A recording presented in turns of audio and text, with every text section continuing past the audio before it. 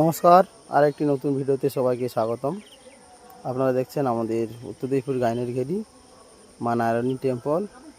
আমাদের মন্দিরের পিছনে যে গার্ড ওয়ালটা হচ্ছিল, সেই ওয়ালটি হতে হতে বন্ধ হয়ে গেছে। তার কারণ বর্তমান যে নিম্নচাপ, সেই নিম্নচাপের প্রভাবে জল অতিরিক্ত হয়ে গেছে, সেই জন্য আমরা কাজ করাতে পারছি না।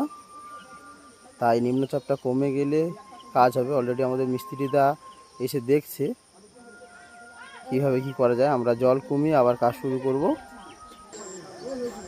দেখতে পাচ্ছ এদিকে প্রচুর জল, ওদিকে ডাউনে যে 4-5টা কলম আছে জলে ডুবে আছে। আর এদিকটা কাজ করলে করা যাবে, এদিকটা একটু উঁচু আছে। এদিকটু যেহেতু আমাদের দোকানের পজিশান, 4টে দোকান হবে, তাই আমাদের